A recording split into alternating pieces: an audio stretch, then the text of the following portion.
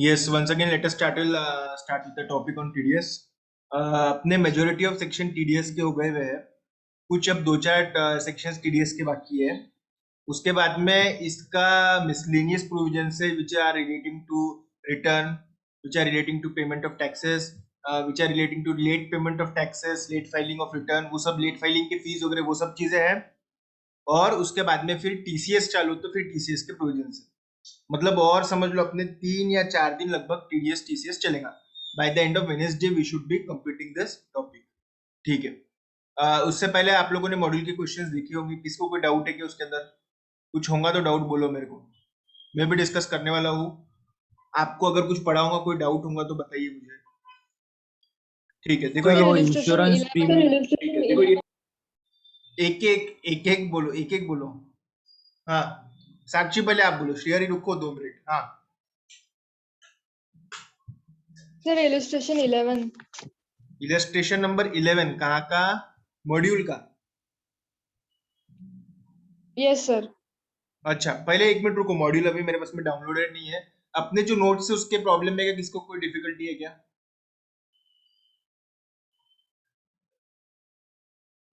अपने नोट्स के प्रॉब्लम में क्या किसको कोई डिफिकल्टी है क्या? बताओ मुझे आप।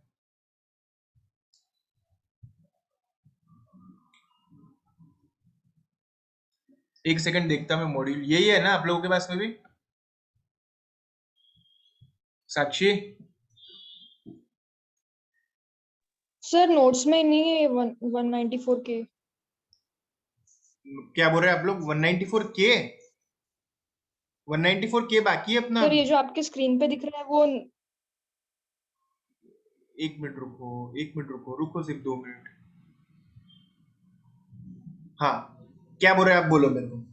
आपके नोट्स में नहीं होगा ना 194 के? है सर है। नो सर हाँ, ये 194 के जो स्टार्ट हो रहा है ना, ये नहीं आज है से सर। रुको मैं क्या बोल रहा हूँ तो सुनो पहले।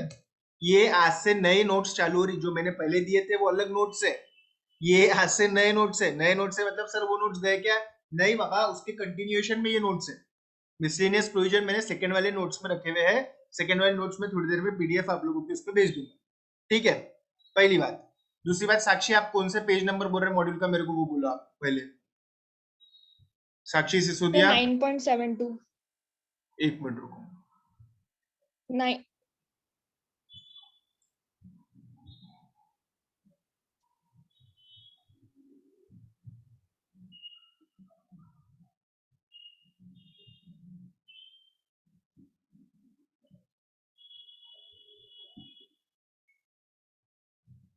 194 A वाला क्वेश्चन पूछ रहे हैं आप मेरे को? सर उसमें प्रोफेशनल सर्विसेज है 40,000 की, तो उस पे टैक्स परसेंट 1% दिया है, रुक जाओ मैं देखता हूँ। तो उसमें डाउट था।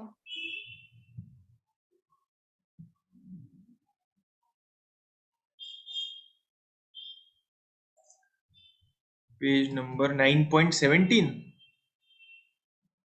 72। 9.72। ओके, कौन से सेक्शन से रिलेटेड है बेटा हूँ?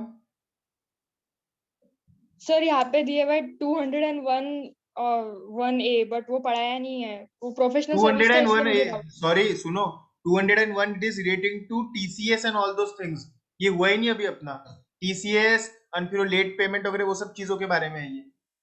समय पे डिडक्ट नहीं किया वगैरह वगैरह, उसके बारे में है ये हुआ ही नहीं अपना अभी, बहुत टाइम है इसको होने के लिए। ये बाकी है अपना पूरा, तो वो वो सब बाकी है। Okay okay sir. 1%, 1.5% ये बाकी है अपना, लेट पेमेंट है वो सब बाकी है अभी अपना। रुको ये सब बाकी है, रुक जाओ छोड़ो। और किसको मॉड्यूल में कोई डाउट है क्या? श्रेयरी बोला काय म्हणता? सर इलस्ट्रेशन 4 पेज नंबर सांगा मला, पेज नंबर इंश्योरेंस सर 9.31 9.31।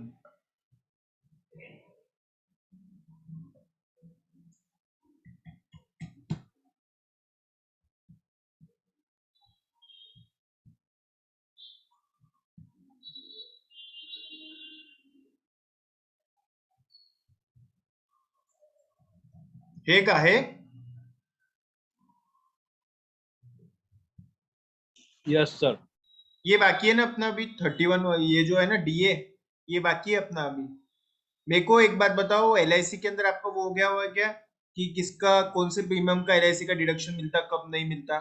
वो अपने को देखना पड़ता कि 10 premium should not exceed 10% of sum assured. ये आप लोगों को मालूम है कि हुआ क्या आप लोगों का ईटीसी में ये सब चीजें? यस सर, एलआईसी हो गया। पॉलिसी Yes, का जो sir. प्रीमियम रहता ना, वो कैसा रहता मालूम है क्या? पहले 1/4/2012 तक की कुछ अलग था, फिर 1/4/2012 के बाद में और बातें बदली है। 1/4/2012 तक के वो क्या बोलता था कि annual premium should be less than 20% of the sum assured. फिर 1/4/12 के बाद में क्या हुआ, उसमें चेंजेस आया। फिर वो बोलता अभी अभी क्या चालू है कि your annual premium should not exceed 10% of the sum assured. तभी आप लोगों को एलआईसी के पॉलिसी के प्रीमियम का डिडक्शन मिलेगा। ये सेक्शन हो गया क्या आप लोगों का 1010D? एलआईसी के पॉलिसी के प्रीमियम का डिडक्शन हो गया कि 80C? बोलो मेरे को।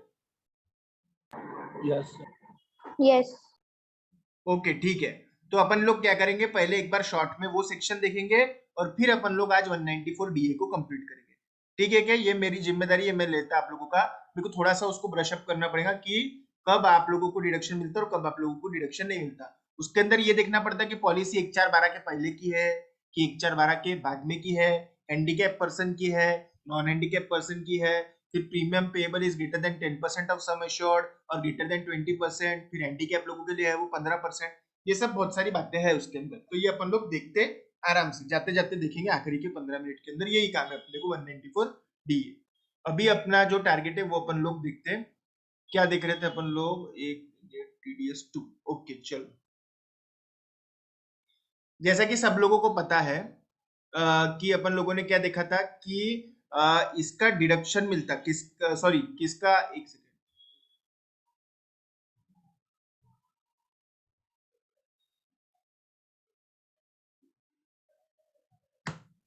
यस, स्क्रीन पे नोट्स दिख रही है आप लोगों को? यस ओके चलो। तो जैसा कि मैंने आप लोगों को बोला था कि जो डिविडेंड अब जो आप लोगों को मिल रहा है उसके ऊपर 10% टीडीएस काटना पड़ता है कंपनीज को, अगर डिविडेंड मिल रहा है 5,000 के ऊपर तो। ये सब लोगों को मालूम है, अपन लोगों ने सेक्शन शुरुआत में देखा था कि जब आप लोगों को डिविडेंड मिलता है उसके ऊपर 10% टीडीएस काटना पड़ता है कंपनी को, अगर अगर अगर अगर वो डिविडेंड इज एक्सीडिंग 5,000 रुपए की लिमिट। ये सब लोगों ने अपन लोगों ने पढ़े हुआ है। देखो, अगर आप लोगों को याद नहीं आ रहा हो तो सेक्शन में आप लोगों के सामने लाता कि डिविडेंड के ऊपर टीडीएस डिडक्ट होता। पहले डिविडेंड के ऊपर आप लोगों को मालूम है कि ये रहता था, डिविडेंड डिस्ट्रीब्यूशन टैक्स रहता था, लेकिन अब वैसा नहीं रहा। अब क्या हो गया, dividend is straight away taxable in the hands of the recipient. तो उसके अंदर उसकी वजह से क्या हो जाता था, उसके पहले क्या होता था, डिविडेंड डिस्ट्रीब्यूशन टैक्स कंपनी भरती थी, तो in the hands of recipient dividend was exempt. लेकिन अब क्या हो गया, कंपनी को टैक्स नहीं भरने का है, तो dividend is taxable in the hands of share holder itself. और अगर आप लोगों को 5,000 के ऊपर अगर डिविडेंड मिल रहा होगा, यू बीइंग एन इंडिविजुअल, तो कंपनी आप लोगों का 10% टीडीएस काट के डिविडेंड देने वाली है। सेक्शन 194 ये अपन लोगों ने देखा था। अब कैसा होगा, डिविडेंड तो शेयर के ऊपर मिलता। आपको एक बात बताओ कि म्यूचुअल फंड जो है उसके जो यूनिट्स अपन लोग खरीदते हैं उसके ऊपर भी आप लोगों को इनकम मिलती है। अब शेयर के ऊपर का डिविडेंड तो इन्होंने टैक्सेबल कर डाला था। शेयर के ऊपर का कंपनी जो शेयर रखती है, कंपनी के पास में जो आप शेयर खरीदते हैं, उस शेयर पे का डिविडेंड तो अपन ने टैक्सेबल कर डाला 194 में कि 10% उसके ऊपर टीडीएस अपन लोगों ने काटने के लिए बोल दिया। लेकिन म्यूचुअल फंड के जो ये रहता कंपनी, म्यूचुअल फंड कंपनी जो आपके पैसे लेती है शेयर बाजार में लगाती, वो भी हर साल आपको इनकम देती है ना?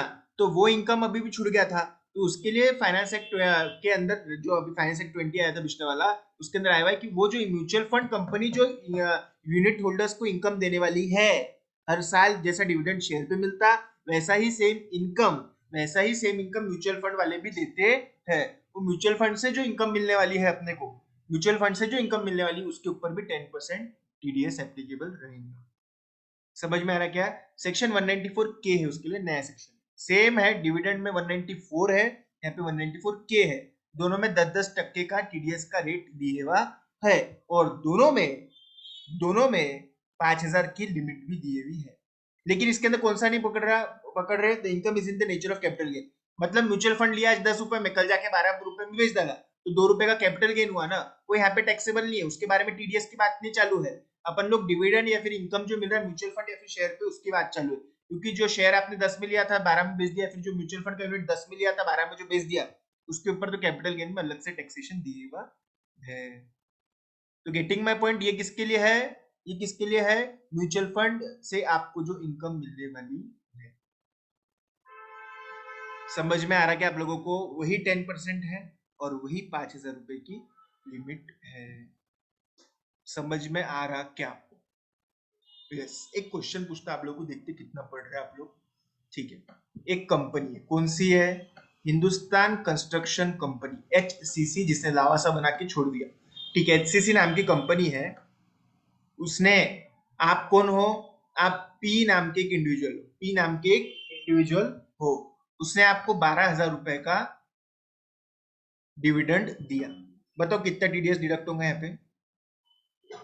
10% पकड़ो, कोरोना काल जान दो। बताओ कितना टीडीएस डिडक्ट होंगे यहाँ पे? बोलो, अरे बोलो ना बाबा, बोलो। बोल रहे नहीं तो मैं आगे नहीं बढ़ रहा। हाँ, बोलना पड़ेगा, किसको ना किसको आंसर देना पड़ेगा। एक कंपनी ने 12,000 रुपए का डिविडेंड पर दिया, कंपनी को कितना टीडीएस काटना पड़ेगा, बोलो। 900 रुपये 900? कैसे? सर, वो कोरोना काल में 7.5%. अरे कोरोना काळ नाही आहे, मी सांगत आहे तुला, नॉर्मल सर्कमस्टांसेस 1200 1200 रुपए का 1200. टीडीएस काटना पड़ेगा। ठीक है, एक कंपनी ने पी नाम के एक व्यक्ति को 5,000 रुपए का डिविडेंड दिया। अब बताओ कितना डिविडेंड के ऊपर TDS no TDS TDS No नहीं है, TDS.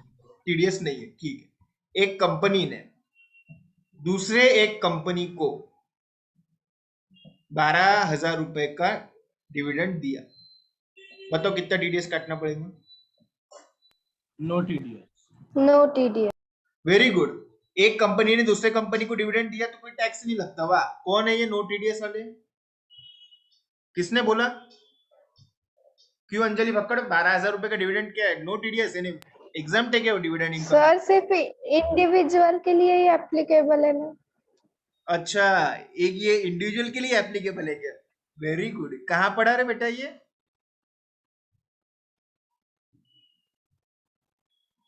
कहाँ पढ़ा ये सर? वो कहाँ पढ़ा? डिविडेंड वाले इसमें। हाँ ओके, डिविडेंड का सेक्शन आपके सामने ऊपर की 2 लाइनें पढ़ो तो, पढ़ो तो ये line. Principal offer of a domestic company is required to deduct tax on dividend distributed or paid to its resident shareholders. Company share नहीं खरीद सकती कि दूसरी कंपनी के? खरीद सकती, फिर लेकिन हमारे पास सर में एक नीचे पार्टनरशिप लिखा फर्म है, है, वो भी शेयर खरीदती है। जिसका जिसका लेकिन पैन सर नंबर डीमैट नीचे अकाउंट निकलता है वो सब शेयर खरीद सकते हैं। हाँ बोलो। 4th पॉइंट में लिखा है no tax is to be deducted in case of shareholder being an individual. कहाँ लिखा है ये? No tax is to be deducted in case of a share holder being an individual where dividend amount is less than 5,000। पूरा पढ़ो तो सही। अरे बाप रे बाप, अरे कैसी भी सेक्शन इंडिविजुअल के लिए थोड़ी है, हर तरीके के शेयर होल्डर के लिए है। सिर्फ इंडिविजुअल के लिए है 5,000 की लिमिट, जो दूसरे लोग हैं उनके लिए लिमिट भी नहीं है। उनको कुछ भी डिविडेंड दिया तो टीडीएस काटना पड़ेगा। बाप रे बाप, क्या पढ़ना है आप लोगों का? अरे बाबा पूरा तो पढ़ो। No tax is to be deducted in case of share holder being an individual where dividend is paid in any other mode other than cash and the amount does not exceed 5,000। मतलब 5,000 के नीचे individual को dividend मिलता होगा तो TDS काटना नहीं है। ऐसा कहाँ लिखा है कि कंपनी को डिविडेंड मिल रहा है तो टीडीएस नहीं काटना है? कुछ भी है लेकिन यार। सर इसके पहले आपने एक पार्टनरशिप फर्म का एग्जांपल दिया। हाँ हाँ, तो उसमें आप बोले थे नहीं काटना पड़ता। कुछ भी बोलते आप बोलते और मैं सुनता बस। अच्छा चलो, अब बताओ, एचसीसी नाम के कंपनी ने एक पार्टनरशिप फर्म को 5,100 रुपए का डिविडेंड दिया, बताओ टीडीएस रहेगा कि नहीं रहेगा? बोलो, अरे बोलो। रहेगा। रहेगा। और ये सिर्फ अगर 1100 हो जाता था तो? नहीं रहेगा। अरे बाप रे, मैं क्या बोल रहा, ये 5,000 रुपए की limit is only for individuals, बाकी लोगों के लिए लिमिट नहीं है। अरे बाबा, ये इंडिविजुअल के लिए ही 5,000 रुपए की लिमिट है, बाकी लोगों के लिए लिमिट ही नहीं है। कोई अगर इंडिविजुअल छोड़ के कोई भी दूसरा व्यक्ति है, उसको कितना भी डिविडेंड मिला, टीडीएस काटना पड़ेगा। समझे क्या? Okay sir. हाँ। अरे बाप रे बाप। हाँ चलो ठीक है, जान दो, छोड़ो। अब ये तो हो गई डिविडेंड की बात। अगर म्यूचुअल फंड कंपनी भी इनकम बांट रही होंगी म्यूचुअल फंड के यूनिट्स के ऊपर, तो भी टीडीएस काटना पड़ेगा म्यूचुअल फंड कंपनी को। म्यूचुअल फंड कौन से मालूम है आपको? Aditya Birla mutual fund, Canara Robeco mutual fund, HDFC mutual fund, SBI mutual fund और मुथूट फाइनेंस म्यूचुअल फंड और बहुत पारंपरिक म्यूचुअल फंड। इतने सारे म्यूचुअल फंड कंपनीज है जो लोगों का पैसा लेते हैं और शेयर बाजार के अंदर पैसा लगा देते हैं। वो अपने शेयरहोल्डर्स को हर साल डिविडेंड जैसा इनकम देते हैं, उनको भी 10% काटना पड़ेगा। हाँ, अब देखो क्या, no tax is required to be deducted if the amount of such income of aggregate of such income credited और paid likely to be credited और paid during the financial year does not exceed 5,000। अब यहाँ पे individual बोला है क्या? नहीं, ये लिमिट सब लोगों के लिए है। 5,000 तक के म्यूचुअल फंड से मिलने वाला हर चीज माफ है, ठीक है? टीडीएस नहीं। चलो चलो चलो, हाँ बोलो। आवाज आवाज आवाज क्लियर नहीं आ रहा। इंटरिम डिविडेंड 2000 का है और फाइनल डिविडेंड 4000 का है। इंटरिम डिविडेंड कितने का है? 2000 का। हाँ, और फाइनल डिविडेंड 4000 का है। Very good. टोटल डिविडेंड तो 6,000। Final dividend pay tax TDS cut करेंगे 100%, 100%। सिर्फ 4000 पे काटेंगे या 2000 पे भी? डिविडेंड की definition always always always include interim dividend. Point number 1, आपको मालूम है टोटल डिविडेंड अगर यहाँ पे 5,000 के ऊपर जाने वाला है तो आप लोगों को टीडीएस काटना पड़ेगा। टीडीएस कितना काटना पड़ेगा? टोटल सम के ऊपर टीडीएस काटना पड़ेगा। हमने 2,000 का तो बिना टीडीएस के छोड़ दिया था उनको, अब 4,000 में से 600 काटो। गेटिंग? Okay sir. क्योंकि हर डिविडेंड की डेफिनेशन इंक्लूड्स इंटरिम डिविडेंड। सिर्फ वो पहले दे देते हैं, डिविडेंड डिक्लेयर करने मतलब फाइनल देते हैं। और आजकल आज की तारीख में बताओ कि हर कंपनी इंटरिम डिविडेंड देगी। जैसे हर 3 महीने में मीटिंग हो रही ना, वैसे हर 3 महीने में आजकल डिविडेंड बढ़ रहा है। समझ में आ रहा है कि हर कंपनी ये ऐसा करती ही है। लेकिन एक बात बताओ कि ये जो 5,000 रुपए का जो डिविडेंड है ना, ये इतनी बड़ी बात है क्योंकि देखो सारी कंपनीज जो देती है ना, dividend is given on the face value. Face value बहुत सारे कंपनीज का आजकल 10 से भी कम हो गया, 2 रुपए 1 रुपए फेस वैल्यू हो गया। तो एक शेयर के ऊपर आपको कितना डिविडेंड मिलेगा? 2 रुपए 3 रुपए 200%, 300% मिलेगा 1 रुपए का। कितना हो रहा? 3 रुपए 4 रुपए शेयर हो रहा। तो 5,000 का डिविडेंड मिलने के लिए आज के तारीख में कम से कम 3-4 हजार शेयर रहेंगे अच्छी कंपनी के, तब जाके 5,000 का डिविडेंड मिलने वाला है। क्योंकि डिविडेंड आप लोगों को मालूम है मार्केट वैल्यू पे थोड़ी मिलता। Dividend is given on the face value. Face value रहती शेयरों के 1 रुपए 2 रुपए 10 रुपए 5 रुपए, उससे ज्यादा तो रहती नहीं कोई फेस वैल्यू। 10 रुपए के तो बहुत ही कम शेयर बचे, सब शेयर स्प्लिट हो के 2 रुपए 5 रुपए 1 रुपए के हो गए। उसका 200% देते 300% देते तो कितना होने वाला? 1 रुपए का 200-300%, 1 रुपया 2 रुपए होता। डिविडेंड इसके लिए बहुत कम अमाउंट रहता है। चलो चलो चलो आगे।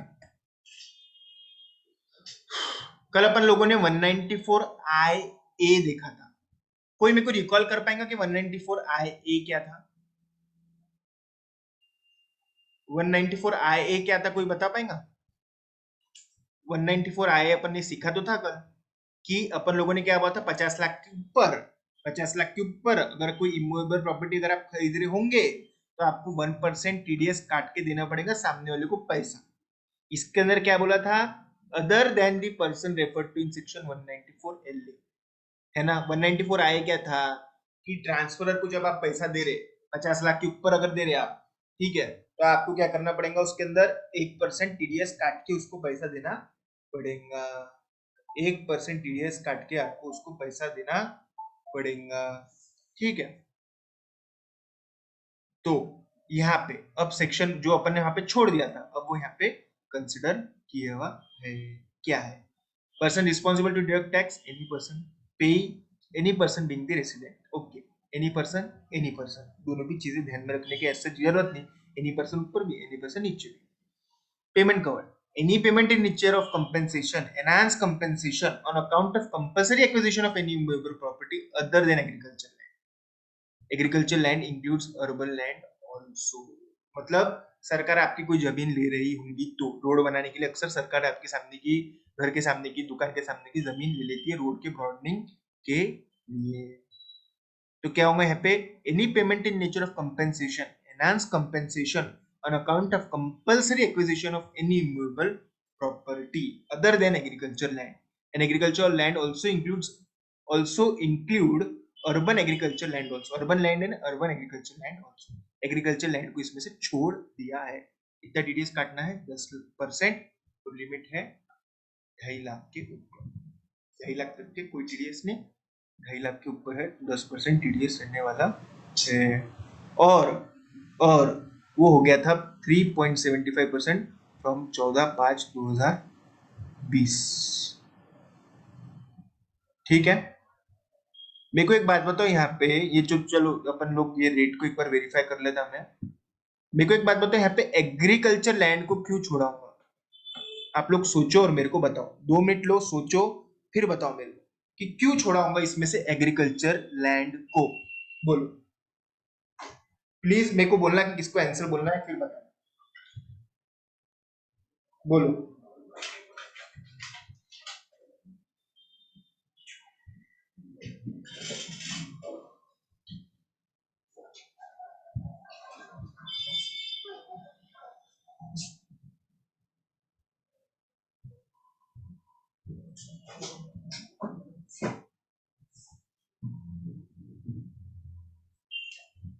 हाँ, कौन, किसके पास में आंसर है कि अपन एग्रीकल्चर लैंड को क्यों नहीं ले रहे सेक्शन में? कौन बता पाएगा, बताओ। एग्रीकल्चर लैंड को क्यों नहीं ले रहे हो आप लोग? बोलो, किसको पता है? कौन बोल पाएगा? सुशांत के क्लास में? सुशांत है क्या आप? Yes sir. सुशांत, क्या लगता है आपको, अपन ने एग्रीकल्चर लैंड को ट्रांसफर करा, सामने वाले को सपोज आपने पेमेंट किया, उसके अंदर टीडीएस नहीं काटने का, ऐसा क्यों?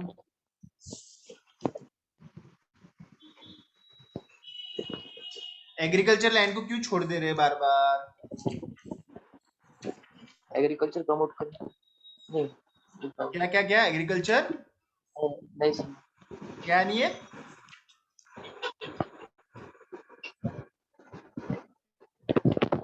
अरे क्या नहीं है एग्रीकल्चर, हो तो बोलो। नहीं। हाँ, आइडिया नहीं है। अच्छा,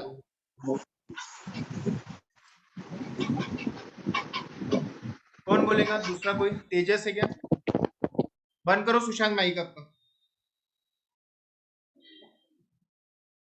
सुशांत बंद करो माइक। हाँ, तेजस है क्या? तेजस है क्या यहाँ पे? नहीं। अनुश्री बड़ेरा है क्या? अनुश्री बड़ेरा है क्या? नहीं है। Very good. अनुश्री है क्या आप? हाँ सर। बोलो, क्या लगता है आपको? नहीं हाँ, नहीं आइडिया नहीं। चलो ठीक है। साक्षी सिसोदिया, बोलो, आपको क्या लगता है एग्रीकल्चर लैंड का क्यों अपन ने कंपल्सरी एक्विजिशन का जो ये रहता है, अपन लोग जो पेमेंट देते हैं उसके अंदर टीडीएस नहीं बोल रहे अपन लोग? सर एग्रीकल्चर लैंड जो है it does not come with in the definition of property, और यहाँ पे अपन इमूवेबल प्रॉपर्टी की बात कर रहे हैं। बराबर है, क्योंकि वैसे भी agriculture land is not considered a capital property, मतलब कैपिटल एसेट नहीं कंसिडर करे हुआ है। आपको मालूम होना चाहिए कि agriculture land is not a capital asset, ये आप लोगों को मालूम होना चाहिए। और एग्रीकल्चर लैंड के लेवा बेचे के ऊपर कैपिटल गेन भी क्या है बताओ तो?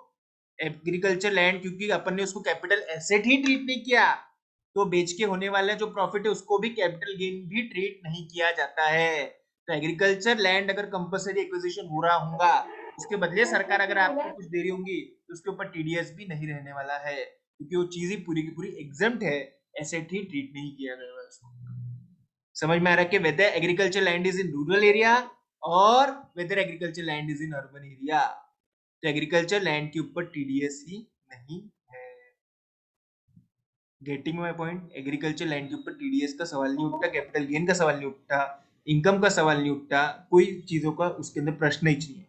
अदर देन एग्रीकल्चर लैंड अगर सरकार एक्वायर कर रही होंगी, वो भी कंपल्सरी एक्विजिशन है, उसके अंदर सरकार जो आपको कंपेंसेशन देती या फिर एनहांस कंपेंसेशन, मतलब पुराना कंपेंसेशन दिया था 10 लाख, सरकार ने बोला कि सबको 1-1 लाख बढ़ा के दे रहे, तो एनहांस कंपेंसेशन भी और कंपेंसेशन भी अगर 2.5 लाख के ऊपर होगा 10% टीडीएस काटना पड़ता है। 10% रेट था पहले, अब हो गया वो 3.75। Getting my point? सर वो 3.7.5 मॉड्यूल 3.75 इसलिए हुआ वो क्योंकि 10% बाद में हो गया था 5%। समझ में आ रहा? और फिर वैसा हुआ है 5 का देखो तो 75% कितना होता हो? 3.75। 10% पहले था, बाद में हुआ वो 5, फिर 5 का कोरोना काल में वो 3.75। ऐसी कहानी है। 10% 19-20 में था, 2019-20 में 10% था रेट, तो 2019-20 का 10% है, फिर 20-21 में वो रेट हो गया 5 का आधा, सॉरी 5 का 75%, 75% होता 5 का 3.75, वैसी कहानी है। सर मॉड्यूल में 7.5 दिया हुआ है, ऐसा मैं बोल रही हूँ। मॉड्यूल में क्या दिया हुआ है? 7.5। 7.5, लेकिन फिर उसका 3.75 कैसे क्या आएगा? ये रेट 10% था 19-20 में, इतनी बात पक्की है। 19-20 के अंदर ये रेट था आप लोगों का 10%। रेट अपन लोग बाद में देखेंगे ना, पहले सेक्शन तो समझ लो। रेट तो चलो ठीक है, वो तो याद ही रखने का, आपको कोई बड़ी बात नहीं है, रेट की बात छोड़ दो अभी। तो यहाँ पे क्या हो रहा, देखो पहले बात यहाँ पे हो क्या रहा कि कंपेंसेशन, एनहांस कंपेंसेशन मिल रहा है। क्या हो रहा है देखो, गवर्नमेंट है, ठीक है, गवर्नमेंट को क्या करने का है, देखो ये है ना रास्ता था, ऐसा रास्ता था, ठीक है, आपका यहाँ पे घर था, ठीक है, यहाँ पे आपका घर था, सरकार क्या बोल रही है, अब जो रास्ता है ना बोले हमको वाइड करने का है, तो ये जो आपको घर है ना थोड़ा सा हमको जगह उसमें की लेना पड़ेगी, तो ये इतनी जो जगह है ना हमने आपकी एक्वायर कर ली। कितनी जगह? आपके घर के सामने की पूरी जो जगह है ना एक्वायर कर ली, ठीक है। हम मैंने कौन? हम मैंने गवर्नमेंट, आप मैंने कौन? आप एक रेसिडेंट पब्लिक, ठीक है, हमको कोई ये नहीं, पब्लिक है, कोई भी रहने दो जिसके भी नाम पे जगह थी। इसके बदले सरकार आपको कितना पैसा दे रही? 70 लाख रुपए सरकार इसके अंदर आप लोगों को दे रही है। समझ में आ रहा है कि 70 लाख रुपए इसके बदले सरकार आपको दे रही। अब क्या हो रहा है, 70 लाख रुपए सरकार आपको दे रही है इसके अंदर, तो बात इसी, ये जो आपको मिल रहा है इसको क्या बोलते हैं हम लोग? कंपेंसेशन या फिर एनहांस कंपेंसेशन। इसको क्या बोलते हैं हम लोग के प्रोसेस को? Compulsory acquisition of N immovable property other than agriculture land. समझ में आ रहा है क्या? तो यहाँ पे क्योंकि 2.5 लाख के ऊपर कंपेंसेशन है, तो आप लोगों को उसके अंदर टीडीएस काटना पड़ेगा आपको, यानी किसको? गवर्नमेंट ऑफ इंडिया को, या फिर जो भी ऑर्गेनाइजेशन कंपल्सरी एक्विजिशन कर रहा हो। ऑफ कोर्स कंपल्सरी एक्विजिशन जो होता है, कंपेंसेशन जो मिलता है, ये कंपल्सरी एक्विजिशन पे सरकार के पास में हक है कंपल्सरी एक्विजिशन का। कोई प्राइवेट पार्टी आपके बोले, प्राइवेट कंपनी या फिर प्राइवेट ऑर्गेनाइजेशन, प्राइवेट व्यक्ति आपको बोलेगा क्या हम आपका घर कंपल्सरी रिक्वायर करें? नहीं, ऑफ कोर्स एक गवर्नमेंट ही देती है कंपेंसेशन, ठीक है। समझा के सेक्शन आपको गवर्नमेंट एक्वायर कर रही है आपकी immovable property other than agriculture land. हाँ, क्वेश्चन नंबर 1, गवर्नमेंट ने सपोज आपका ये खेत एक्वायर करा रहता, खेत एग्री लैंड, हाँ एग्री लैंड एक्वायर किया रहता था, उसके बदले सपोज आप लोगों को 70 लाख रुपए दिए रहते, बताओ कितना टीडीएस काटना पड़ता था कि गवर्नमेंट को? एग्री लैंड एक्वायर करा सरकार ने? नो, क्योंकि agri land is not treated as a capital asset. कहाँ का? अर्बन का, रूरल का, कहीं का भी रहने दो, एग्रीकल्चर लैंड, एग्रीकल्चर लैंड मतलब जिसके ऊपर एग्रीकल्चर की एक्टिविटी होती है। ये भी कोर्ट में इसके ऊपर केसेस गई हुई है, हाँ, लैंड, एग्रीकल्चर लैंड के अंदर एग्रीकल्चरल एक्टिविटी होना भी जरूरी है। ऐसी बैरन पड़े हुआ लैंड उसको agriculture land generally court consider नहीं करती। For that land to be treated वो तो सब लिमिट्स दिए हुई है, 8 किलोमीटर, 2 किलोमीटर, 6 किलोमीटर, वो सब दिए हुआ है, लेकिन उसके ऊपर एग्रीकल्चर एक्टिविटी भी होना चाहिए। समझ में आ रहा? टीडीएस यहाँ पे 19-20 में रेट था 10%। अपन लोग मॉड्यूल में भी एक बार देख लेते क्या रेट दिए हुआ है। अनुषी बड़ेरा पेज बोलो मेरे को। 9.52. 5 2. ओके।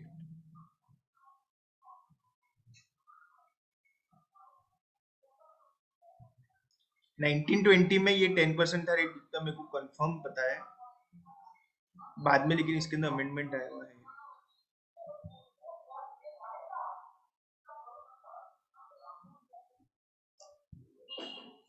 19 पॉइंट की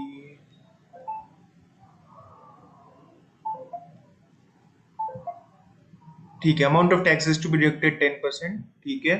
कोरोना काल में वो हो गया 7.5%, ठीक है। चलो आई करेक्ट माई मिस्टेक, यहाँ पे 3.7 नहीं होना चाहिए, ये होना चाहिए 7.50%। समझ में आ रहा? तो कुछ भी दूसरा नहीं, कोरोना काल में सिर्फ वो क्या हो गया 75%, 10% रेट है। 19-20 में भी 10 है, 20-21 में भी 10 है, 21-22 में भी 10 है, सिर्फ कोरोना के समय 7.5, ठीक है। चलो इसको कोई डाउट क्वेरी इसके अंदर? नहीं, चलो ठीक है। अब मिसलेनियस प्रोविजंस है, ठीक है, देखते अपन क्या है। मिसलेनियस प्रोविजंस मतलब it will be relating to your filing of returns, payment of taxes and other miscellaneous provision. जैसे लेट फाइल कर दिया रिटर्न तो क्या पेनल्टी है, लेट पेमेंट किया टैक्स का तो क्या पेनल्टी है, लेट डिडक्ट किया तो क्या पेनल्टी है, डिडक्ट समय पे किया, लेट पे किया सरकार को तो क्या पेनल्टी है, वो सब चीजें यहाँ पे देखने वाले हैं।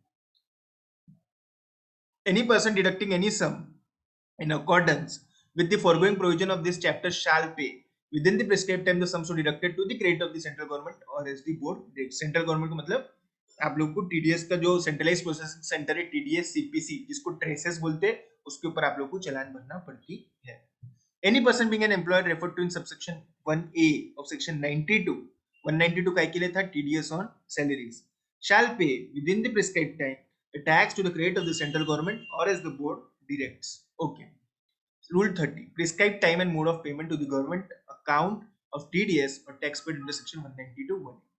All sum deducted in accordance with the chapter 17B. Chapter 17B is chapter for TDS. ठीक है।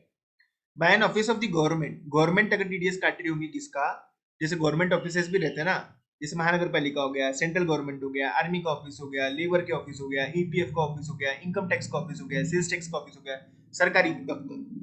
Bye an office of government उन्होंने अगर टीडीएस काटा होगा, shall be credited to the central government on the same day where the tax is paid without production of income tax चालान। आपको मालूम है government का ही एक, जैसे आर्मी एक गवर्नमेंट का ऑफिस है ना, डिफेंस का एक गवर्नमेंट का ऑफिस है, रेवेन्यू भी एक, फाइनेंस भी एक गवर्नमेंट का ऑफिस है। एक ऑफिस से दूसरे ऑफिस में एक सिर्फ एंट्री पास होती है, ऐसा कोई एक्चुअल पेमेंट ही नहीं होता। सिर्फ एंट्री अगर हो रही होंगी तो सेम डे पे कर लेना चाहिए, when tax is paid without production of income tax challan. और अगर टैक्स आप फिजिकली भर रहे होंगे चालान के रूप में, ऑन और before 7 days from the end of the month in which deduction is made, और income tax is due under section 192(1)(a) where tax is paid accompanied by an income tax चालान। मतलब अगर आप फरवरी मंथ की चालान भर रहे होंगे तो 7 मार्च के पहले भर देना चाहिए, ठीक है। किसने? सरकारी दफ्तर ने। अदर देन सरकारी दफ्तर है, अदर देन गवर्नमेंट ऑफिस से जिनको टीडीएस काटना है, जिनको टीडीएस भरना है, shall be paid to the credit of the central government on or before 30th April where the income or the amount is credited or paid in the month of March and in all other cases 7 days before। मतलब क्या? मतलब आप लोगों की अप्रैल से लेकर फरवरी तक के सारी जो चालान है टीडीएस की, वो आपने 7th के पहले भर देना चाहिए, ऑन और बिफोर 7th के पहले भर देना चाहिए। और जो मार्च महीने की आप लोगों की चालान है वो आप लोगों ने 30 अप्रैल तक के भरना चाहिए। कौन? अदर देन गवर्नमेंट ऑफिसेस, उनका अप्रैल से फरवरी 7th ऑफ सक्सीडिंग मंथ, मार्च की चालान 30 अप्रैल के पहले। मार्च का इसलिए लेट है क्योंकि क्लोजिंग रहता है। समझ में आ रहा है क्या कि आपको कब भरने का है चालान? अप्रैल से फरवरी की 7th of the succeeding month और मार्च की 30 अप्रैल से पहले। Getting my point? Government offices है तो उनके लिए भी 7th का ही दिया हुआ है, लेकिन अगर बिना चालान की सिर्फ एंट्री हो रही होगी तो सेम डे पे हो जाना चाहिए। Tax deducted under section 194 I, IB और एम, ठीक है, have to be remitted within 30 days from the end of the month of deduction. A challan cum statement in the form of 26 QB, QC and QD have to be furnished within 30 days from the end of the month of the deduction. 194 I, IB और M ये ऐसे sections थे जहाँ पे 10 number not required था, 10 number की आवश्यकता नहीं थी, तो वहाँ पे आपको ऐसा चालान कैसे भरने का है, 30 डेज के अंदर. Have to be remitted 30 days from the end of the month of deduction. जो महीने में आपका व्यवहार हुआ होगा उसके 30 डेज के अंदर आप लोग को देना पड़ेगा. समझ में आ रहा क्या? 194 आए अपन लोगों ने अभी देखा था. समझ में आ रहा क्या? बहुत सारे चीजें अपन लोगों ने अभी अभी देखी हुई है, उसका ही रिलेवेंस अभी आ रहा है. जैसे यहाँ पे इमूवेबल प्रॉपर्टी का ट्रांसफर होगा, 50 लाख के ऊपर अगर आप किसी को पैसा दे रहे होंगे तो 1% टीडीएस काट लेना पड़ता था.